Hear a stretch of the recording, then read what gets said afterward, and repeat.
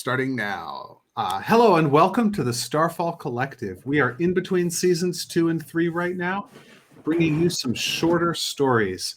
I am your dungeon master for the night, Matthew Talamini. I'm a writer and web developer based in Providence, Rhode Island, and you can find my stuff at MatthewTalamini.com. That's Matthew, TALAMINI.com. With me are Aaron Crossfield. Aaron, do you have anything that you want to tell the good people on the internet about where they can, if you have any creative content or any interesting organizations you're a part of that you want to advertise in this space? This is your Aaron brag about stuff for a couple of seconds time. I really don't. Sorry. All right. Aaron is a friend of mine from Durham, North Carolina. I used to live in Durham, and we've been friends for many years. So it's a wonderful pleasure to be able to see Erin's face and have her here on the it's great to be here. Twitch stream. I'm really looking forward to this. Also tonight I have Joshua Suich. What's up with you, Josh? Take it away. Tell us some stuff about yourself. Well, while the players will not be able to see my familiar face and they miss out on the tie-dye Oxford shirt that I dyed with my daughter, they will get to hear my same dulcet tones. All my stuff is still all over the internet using JSUICH at Facebook and Instagram and Reddit, and the subreddit, the Starfall Collective, is where you can talk to any and all of us about fan theories and whatnot, mostly me. If you want to check out my metaphysical discussion about Bigfoot, you can check out the Bigfoot Society podcast with Jeremiah. He is not joking. It's the fifth most viewed episode for the podcast. I'm right behind big names. So apparently it was a fun conversation. Josh, you're a talented guy. You were created for radio. You really were. I listen to my voice and I go, that guy should not be a podcaster. And I listen to your voice, Josh, and I go, come on. And I go, wow, I would listen to that guy talk all day long. Cool. So let me establish the scene. The way this is going to work is I'm going to talk for a while, build up a little sort of short story thing, and then I'm going to wind your characters up and tell you what you're supposed to be doing and set you down in it. Sounds good to me. In this world, there is an empire. It is an empire of elves. They're very long-lived. They have conquered many other races and societies. They dominate a large forest, which takes up a lot of the central and western end of the main continent on this world. In this forest, there are enormous trees, and by enormous trees, I mean much bigger than skyscrapers, like mountain-sized trees, like 10,000 people will live in cities on the branches of one tree. We, as DMs, me and Josh and Sir Robert, absolutely love enormous trees. It's kind of our thing. It's kind of our thing. We're Arbor-philes. Unashamed Arbor-philes. Deliver the trees, the bigger the better. The more of our dungeon mastering can take place in or on a tree, the happier we are. But this season, actually, this adventure, this little short adventure tonight, takes place in a land of rolling grassy hills that is actually very distant from that elven forest and from the seat of power of the empire. True elven palaces, where the nobility and the royalty live, are built in the highest branches of those enormous trees. So in order for you to have vacation houses, that are stylish, the landscape had to be altered a little bit. So imagine a tall, almost conical central hill, very narrow hill, made of earth and rock with grass on it.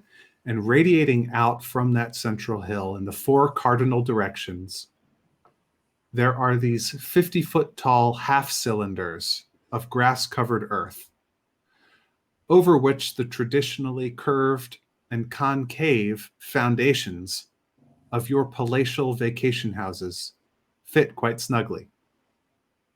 The houses have to have that arch for the bottom, or else they're not good houses.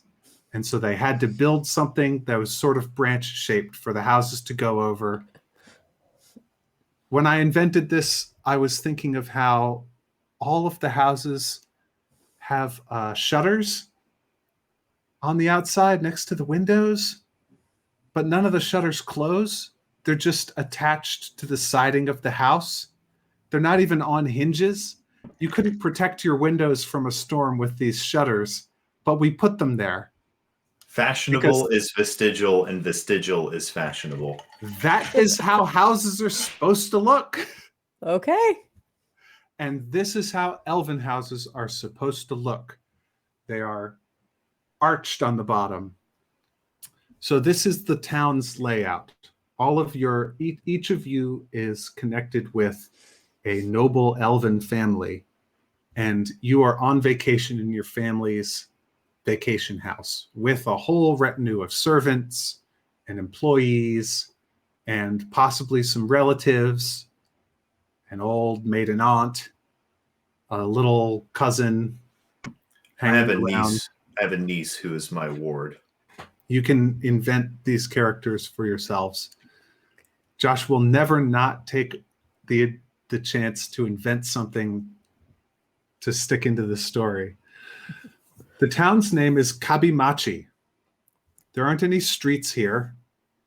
You would not, if you were going from the western branch hill to the northern one, you would not just walk across the field from one to the other.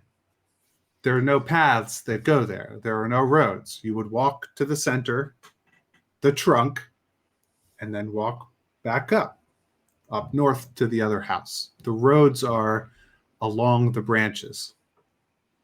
They pass to either side of the houses, little walkways and things that like you would have to have if you were building houses like these on an actual tree.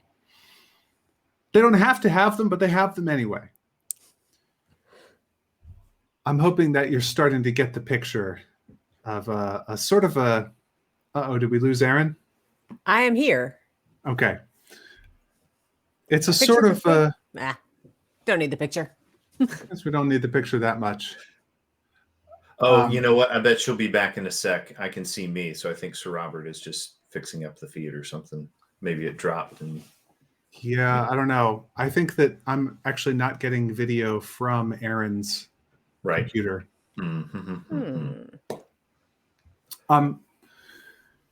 But I hope you're getting the idea of tree houses that look very much like tree houses, but they are not in a tree. They are on hills that have been sort of constructed in the shape of a tree. This is a sort of high elf nobility vacation town.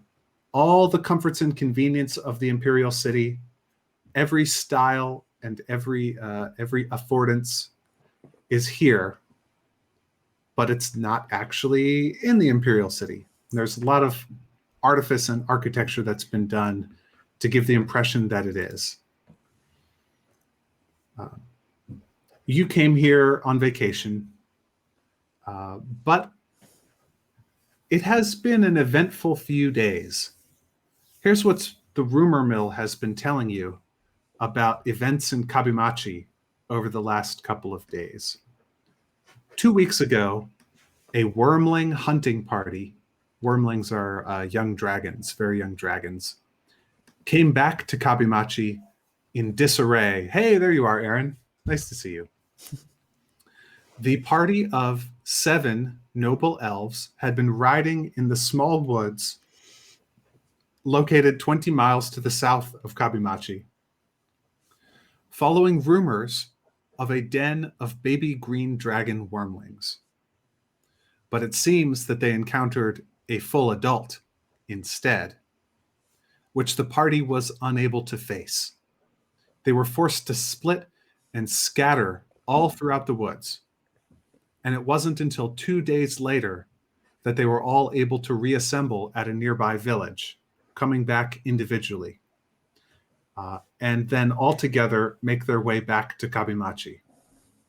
Although they do bear some slight injuries, none had been seriously harmed during the encounter. Or had they? That was all about 2 weeks ago. 4 nights ago, a young elf, Ito of the Black Bear, was found dead in his bed. It was thought to be an illness of the blood. He was buried the next day in a new tomb built on the hill in the center of town. It's been 3 days since that tragic event, and the social scene is only now starting up again. There was a picnic this afternoon, even, during which the two of you were given invitations discreetly by a servant to attend the Lady Yuma of the Yellow Salamander tonight at her house. Our first scene, the first scene that I'm going to drop you into, takes place in an elegant drawing room in the last house along the northern branch. This is one of the most coveted real estate locations in Kabimachi, and it tells you much about Lady Yuma's power and influence, that the farthest north house is hers. She's the Baroness of the Yellow Salamander family. She's sitting casually on a perfect, spotless white couch. Her many elegant kimonos, each in a subtly different shade of white, are all covered in gold squiggle patterns, reminiscent of lizard tails, hearkening to her family's crest, which is a yellow salamander. I asked each of you to make a family crest with a color and a plant or animal. So these are the calling cards of the family, their corporate logos, as it were. She says to you, "I have grave news. You were both present at the funeral of Sir Ito of the Black Bear, I believe." Indeed, I was, Lady Yuma. You know that the yellow salamander and the black bear are closely allied families. They have many relationships of intermarriage, and we have been able to quell most of the rumors about the events of that night, the night of the funeral, but some may have reached you already. I'll tell you the truth now. The night after Sir Ito's funeral, he was found outside the door of his sister's room, clawing at it, trying to get in. She was shrieking. Her cries brought the family guards, who slew Ito. And later, the priests of Oberon determined that he had been transformed into a vampire spawn. The tomb had been opened from the inside. We burned Ito's body discreetly, but I'm afraid the signs are unmistakable. We have a vampire among us. My own theory is that one of the hunting party encountered a vampire while alone in the woods, and was bitten and turned into a vampire themselves. They then turned poor Ito into their spawn. You two are experienced adventurers and have doubtless dealt with far more difficult situations in your careers. The black bear and yellow salamander families will reward you most generously if you can quietly, discreetly, secretly destroy this vampire, whoever it may be. A publicly known taint of Karen here in Kabimachi could ruin all of our families. Indeed, it would be a great shame to allow foothold of the enemy in our own home. We are currently far beyond the reach of Imperial law enforcement. It's part of the charm of vacationing in the Outlands. And yet, rather unfortunate given the circumstances, not even the Aufblitzen could help in this situation. Their particular magic doesn't even function this far east. But rumors will make their way back to the Imperial City in seemingly no time at all. A misstep, a false accusation, or an unprovoked attack could be disastrous. Also remember, how many elves of our social class are a little odd, practice some eccentric behaviors, and not every odd habit is the mark of a vampire. My plan is to host a party. I'll invite each of the 7 elves who were present on the hunt, and you will help by mingling with the guests and figuring out which of them is hiding a dark secret. And she gives each of you a stack of dossiers. And I'm going to email these to you now. Okay. I should have brought this up earlier.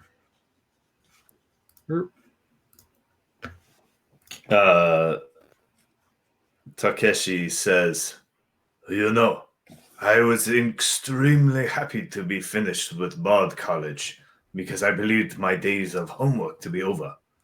But for the glory of the Empire," and he begins opening up the dossiers and thumbing through.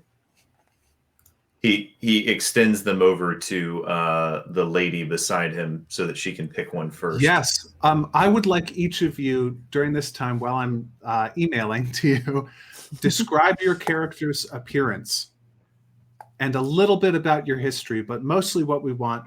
I've set the scene. We're in an elegant drawing room in a treehouse, mansion, palace that's not actually in a tree. And you two are standing there with your hostess. And what's your general physical appearance? Okay. Well, Rose Pitui, is from the Pitui family, named after the hooded Pitui, the poisonous bird. And the whole family dresses in the colors: the rose clothes, black boots, black cloak, black hood, because hooded Pitui. And for this visit to such an august member of society, Rose put on the good cloak. So around the edge of the cloak is embroidery, like silver and gold embroidery, but also some bluish tinged metal and pretty dense embroidery. So when you look at it, the whole embroidery looks kind of oily. And it's a very versatile cloak with lots of pockets. Very well. Very nice. Kinkuchi Takeshi of House Kinkuchi is an older man. He's got silver white hair, and his robes and the robes of most of his attendants are mostly white, but they're patterned with a lot of gold and jade colors. So there's a lot of gold leaf, gold embroidery kind of stuff. And he's got garish gold lipstick on, and his eyebrows are perfectly flat. Like it's a straight bar with just a divider in the middle. He's got these bizarre, comical looking anime eyebrows, and his features look not creepy or weird, but they look a little bit bizarre, almost like seeing an android's face on a sci-fi movie. He's clearly got a lot of makeup and magic and stuff, keeping his appearance looking the way that it does at all times. So he kind of shimmers and glows a little bit. He's very artificial looking. Yeah, he is a rather well-known performer of the theatrical stage. He travels with a troupe of puppeteers, and they put on puppet shows that incorporate actual physical puppets as well as illusion magic and, you know, little smoke machines and stuff like that. Excellent. Do you think, what kind of adventures have the two of you had in the past? I'm imagining, well,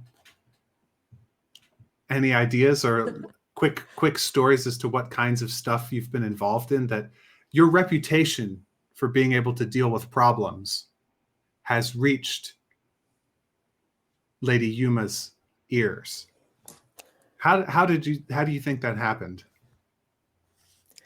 So I know for Takeshi, one of the things that he's done several times is come into a city where there's a lot of turmoil, and he puts on performances and goes to parties, and he does a lot of sweet talking people and getting a feel for the city, and then he sells off secrets, or he uses this to make political plays.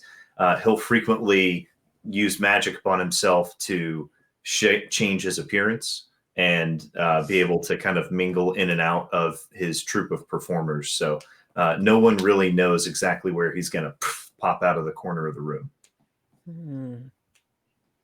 So he's done a lot of social adventures. He's gone out and he joined a couple of adventuring parties where he made sure to pick them where there was a really, really powerful warrior. So he got to kind of attach himself to the feats of said warriors, but he himself is not necessarily always running around with the sword trying to stab things. So, well, Rose's family is pretty influential in the capital, and knows all of the bigwigs, and because of their poisoning and medicining skills, has been involved in a lot of capital level intrigue. But Rose isn't super keen on that life.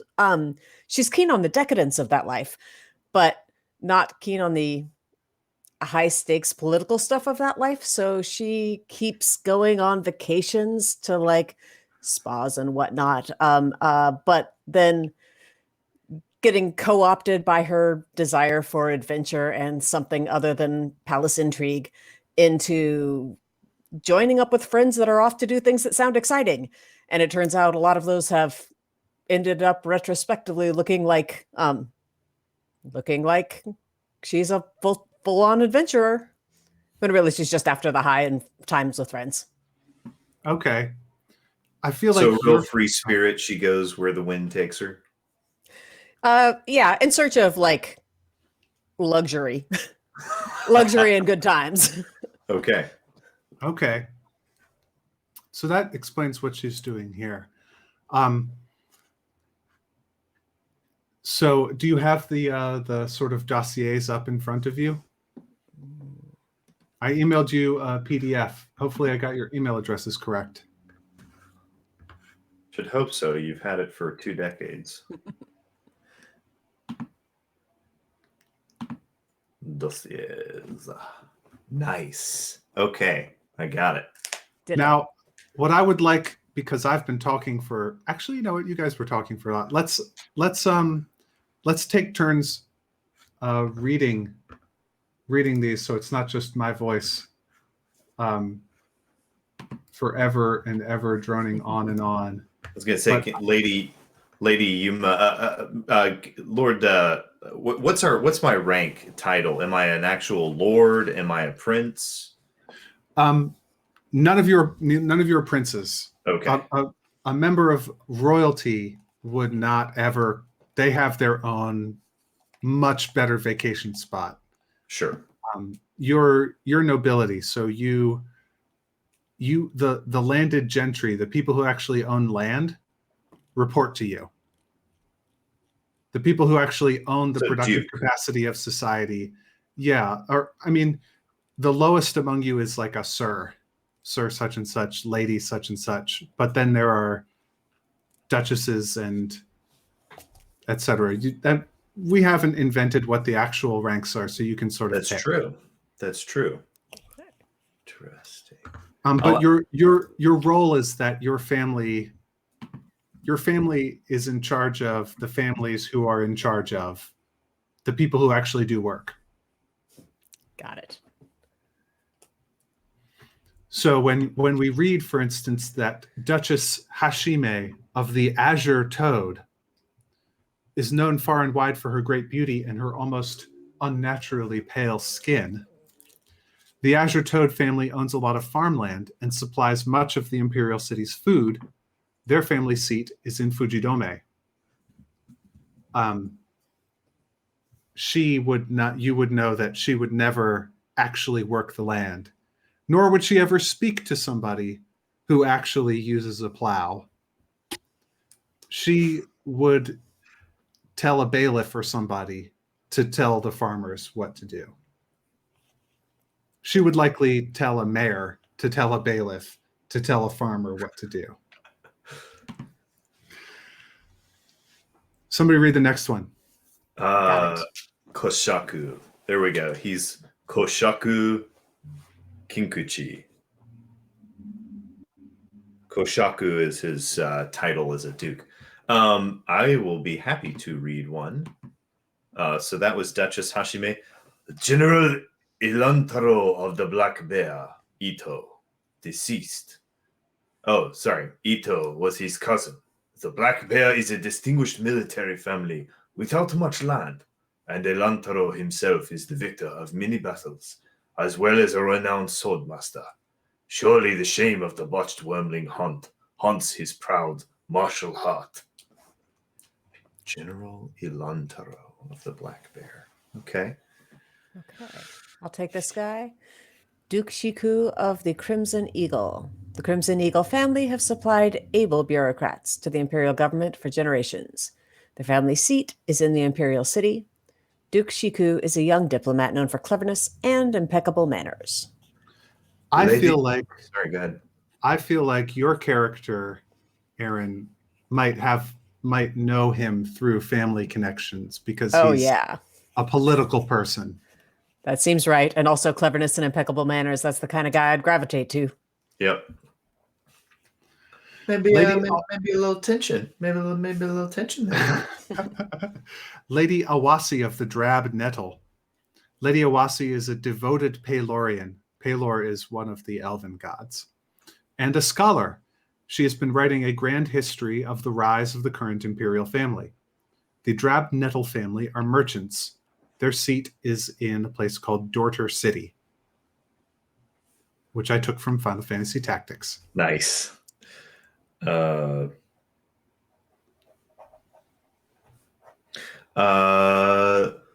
Koto of the Emerald Lily. The Emerald Lily's fabulous wealth comes from owning a number of silk processing factories. The entire garment district in the city of Daigo belongs to them. Sir Koto is always impeccably dressed and spends money lavishly, a favorite of the ladies. I think all of Kinkuchi's silk robes come from the Koto family. I think he buys from this guy. He likes his style, his panache. All right, Lady Ichika of the Fuchsia Badger. The Fuchsia Badger family are ranchers and animal tamers with large holdings in the western forests near Three Ways. Lady Ichika is quite young, very good with horses, and may have been hoping to capture a dragon egg. Whoa. Now that chick sounds like she's got some of your vibes. Mm-hmm. Yep. If we're not already friends, we sure will be. That's right. Captain Hiro of the Green Spider. Now, you may have noticed in the color names an alphabet code, which may help you keep track of these 7 characters. Azure black, crimson drab, emerald, fuchsia, and green. Thank you, Matthew. That is very kind of you.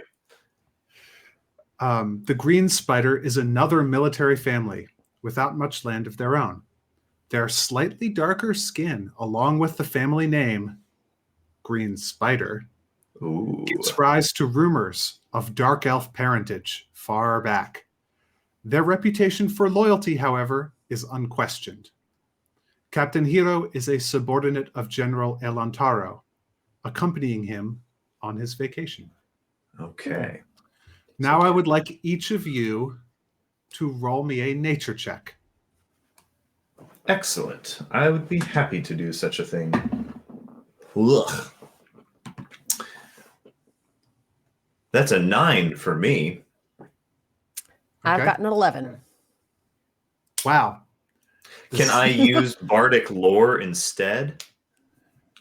Yeah. What does Okay. Bardic lore do? Oh, you know what?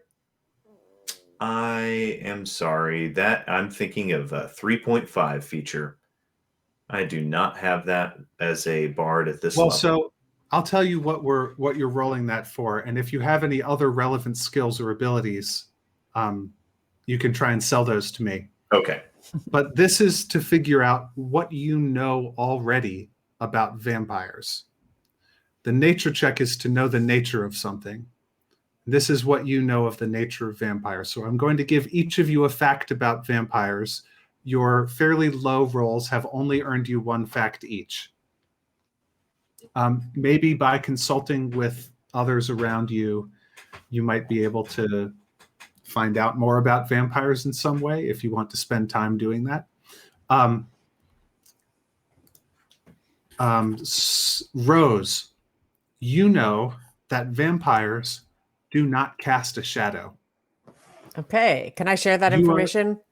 Sure, yeah. But you're 100% confident of this. This is not just a story or a myth about vampires. You know this for a fact. Okay. So, Koshaku, FYI, vampires don't cast shadows. Kinkuchi, sorry. Darn it. Okay. That's okay. Oh, yeah. I No, thought you call Kakashi was your title. You just call me Okay. Lord. Yeah, Koshaku Yeah. is my title. Koshaku Cool. Kinkuchi. Yeah. So Kinkuchi. Koshaku is fine. What should I call you? Well, he Lady's would fine. know. What's that? Lady is fine. Lady? Okay. Yeah, what should I call you? Lady Rose and Sure. Lady Rose and such. What's your name? What's your character's name again, Josh? Koshaku, Kinkuchi, Takeshi. Kinkuchi is his family name. Takeshi is his name. So you can call me Takeshi or whatever. Kids, let's go. Josh.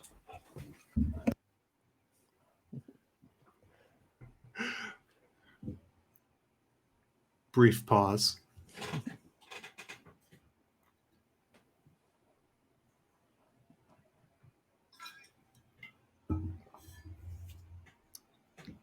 Lady Yuma says, "Interesting, Rose. You have had some experience of the undead, I suppose, to know such about these creatures." I not personally, but on a previous adventure, I was blasted with a revelation spell that let me see something true about the nature of a people. And knowing that I knew nothing about vampires, they don't need poisons and they don't need healing. I asked for a truth about vampires, and that was what I got. Truly, you have led a most interesting life for one so young. Kokashu Kinkuchi, you are 100% confident. You know that vampires cannot enter running water. Running water hurts them terribly. They can't go in it. Okay.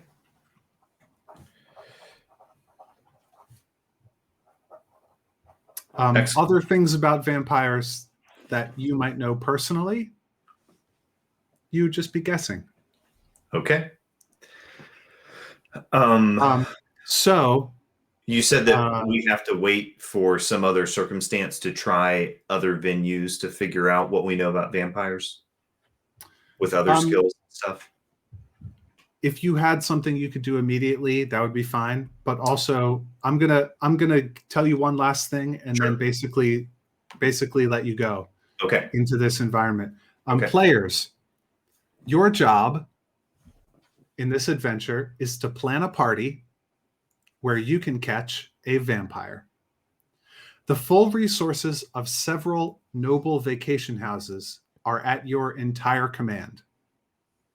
Between you, you have dozens of employees, servants, builders, artists, guards, chefs, butlers, musicians, etc., including Takeshi's puppeteers and actors. You can rearrange or even rebuild Lady Yuna's house however seems best to you. Also, parties happen at night. But this is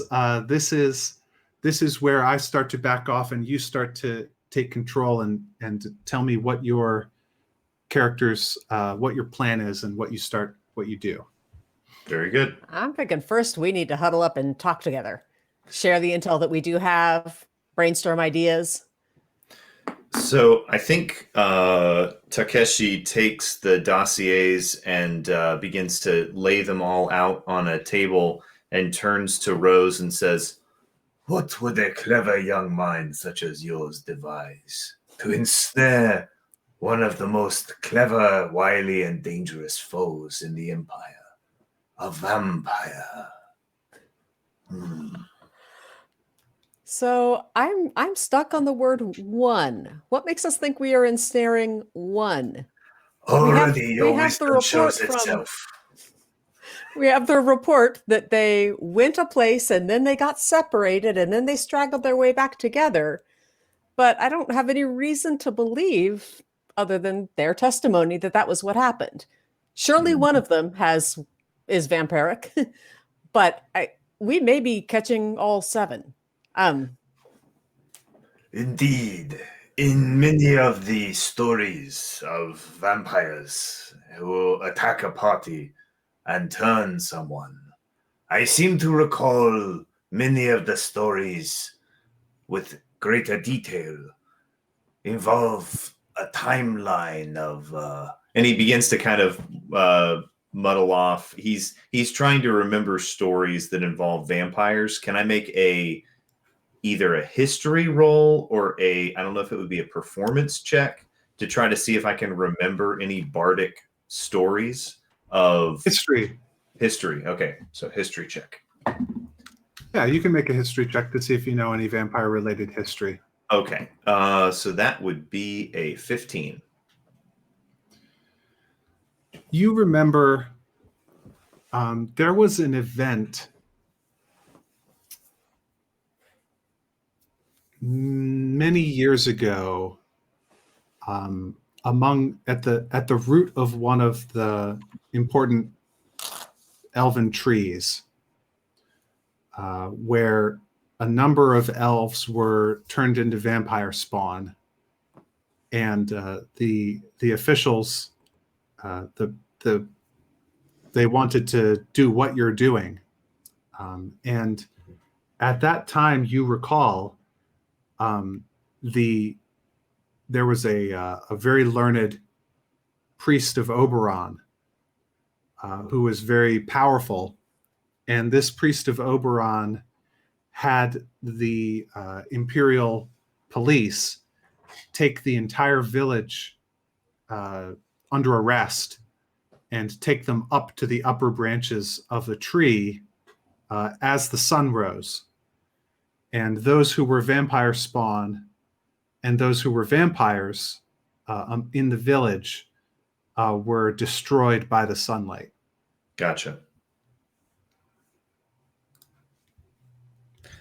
So sunlight actually does destroy them. Good to know. Deadly. So interesting. And it was the priest of Oberon who had that strategy. If we know any Oberon followers, maybe they have some more intel. That's true. Excellent. So, we have several things that we could do before the party, and several things that we must do at the party. How much time shall we spend in preparation of the event itself, and how much of gathering information? Want to divide and conquer? I'll plan a party and you do suss stuff out? Or are This you a party seems- planning guy? I have no charisma, so people don't just tell me things. Charisma I have in spades. Nice. Perhaps it would be good for me to go about amongst the people and ask questions, and you, having a great deal of experience in the city, you will do an excellent job with Lady Yuma, I am sure, planning this. Okay. But we will be in communication. Do not worry. Okay. So he says, I would very much like to inspect the circumstances around the disappearance in the woods, in the forest. But I fear that will take me away from the city. Speaking to a priest of Oberon seems worthy. I'm writing down notes of things to do. I would also very much like to know who is responsible for burning the body of this boy. I would like to know what kind of marks were upon his body. Good thought. So we don't have a body anymore. It's been burned. Conveniently enough, Matthew. But questions about the body. Maybe talk to the sister. The sister might have, Ito's sister was the last to see him alive. Well, not dead, but moving. Perhaps she knew something of why he came to her.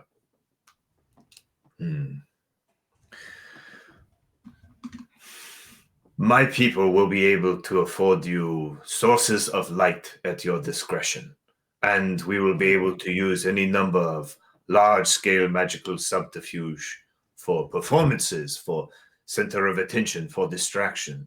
Use all of these resources at your disposal. Anyone from my troop who may be of assistance to you in the planning is at your disposal. and he kind of claps his hands, and probably 2 or 3 servants show up. Who one of them is extremely tall and is wearing basically like a bodysuit, like a black bodysuit. Another one kind of looks like a peacock, and another one looks like a cat, but otherwise has like a nice formal tie, and he's wearing like really formal business clothes, but looks like a cat person. But it's kind of confusing as to whether he's an actual tabaxi or a person that looks like a tabaxi. If you make a pretty good insight check, you might be able to tell. So you've got some of my servants at your disposal, and they'll be able to answer questions on behalf of me and whatnot. Okay. Are they all trustworthy people? They are all she leans in.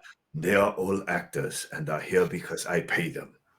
I wish I could say that I have their undying loyalty, but they are artists at heart and wild creatures. Okay. I love it. All right. Well, thank you for handling all that. I appreciate it. I am going to go talk with Lady Yuma's people. I'm thinking we should do something in the lines of a water slide maze. Nice. And taking different paths down the water slide triggers explosions of water and light shows. Nice. And lots of refreshments because I'm pretty good with poisons, and I've got some stuff that can help people freeze or help them think sluggishly or help them be easily cajoled to come in the direction of the light that we have established. Yeah. So that's what I have now sicked Lady Yuma's people into constructing. Okay. Late sorry, Kosaku Kinkuchi, while he's discussing things like preparing to leave, and you're already talking about this stuff with Lady Yuma before, just as he's about to leave, he turns and he says, "These are brilliant ideas. I wonder what we do not catch them in, we can at least catch them avoiding. It would be good to employ certain secretaries or bureaucrats to keep record discreetly of who goes where within the party. Good Such a thing thought. could help us to narrow it down. Good thought. Brilliant idea with the water slides. I cannot wait to see the production." So, yeah. Rose, you have conferred with Lady Yuma's chief architect, and he has gone off into a side room with parchment and ink and two of the builders, one from your house and one from Lady Yuma's house, and they're working feverishly on planning your design for a water slide maze Mm-hmm. with bursts of light And water explosions. and water explosions. He's got a couple of illusionists in his troupe that would be able to handle that, would be able to spam cantrip level Nice. illusions and prestidigitations and such things to help. Okay, fake light is wouldn't normally cast a shadow. Ooh, It has to be. It does have to be real light. Oh, I had an idea for that.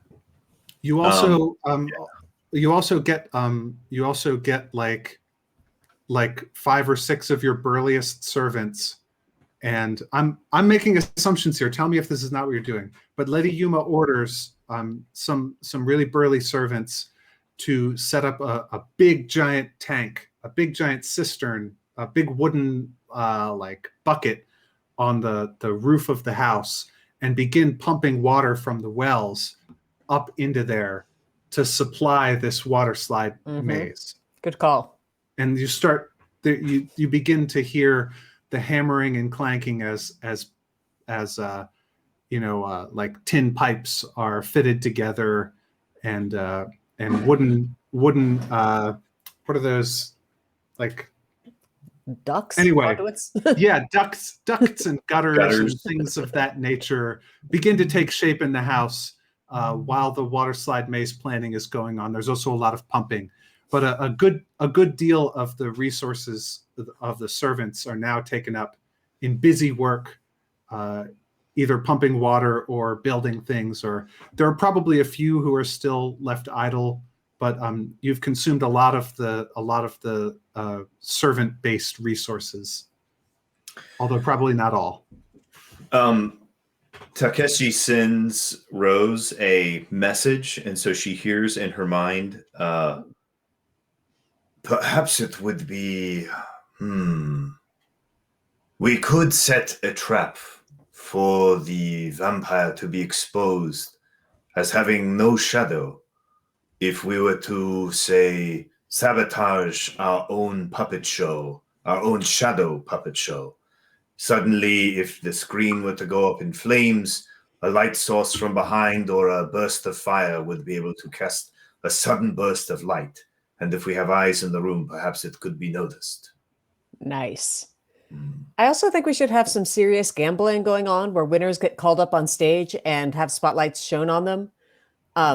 Because this crowd will gamble, and we can have all sorts of, the gambling activity can be safe and away from the light and away from the water unless you win. And again, those who avoid winning, those who avoid going upon stage would be another way to suss them out. Brilliant. Brilliant. And we just have to rig it so all 7 of our people win something. Of course, we could get lucky and get them on the first try if they don't know that the spotlight is coming. So we at least afford ourselves a 1 in 7 chance of heaven smiling upon us. Yeah. Excellent. We got a process of eliminate one of them if they come up and aren't and shine a shadow. So the remainder of the servants, you probably don't have enough people to build an entire water slide maze and a new gambling parlor and a new stage for a shadow puppet show. The stage thing, those guys they've got rudimentary like stage demarcation stuff. They're not going to build a stage. They're just going to perform at the floor level. And they've got like silks and, just long, thin bamboo rods that things drape from. So they use a lot of curtain work to try to create division and space and everything. But there's really not much to it. Okay, we Okay. won't do the whole parlor then. We'll do like a buy a ticket for a prize when you come in. Your entry ticket is choose which charity you're going to support and buy your ticket to support that charity, and hopefully you'll win your something. And you can't get in unless you're spending elf nobility money for the charity of your choice. Can we do like an armadillo race or something? And you get a ticket for an armadillo when you do your thing? I like it. But maybe not armadillos. They're Rose, hard to rig. what's that? They're hard to rig. Yeah. What animal should they race? Actually, no. Any animal would be fine because I can poison all the ones that we don't want to win. That's true. You guys, there are already, you have animals associated with your families already. This is true. That's true. We could let them supply their own animal. Oh, I'm sorry. It was supposed to Well, be. they don't all have animals, actually. Some of them are plants. I was going to say Well, mine's the a plants plant. will lose. They're very slow. Okay. That's true. Interesting. Yeah. Which one should we?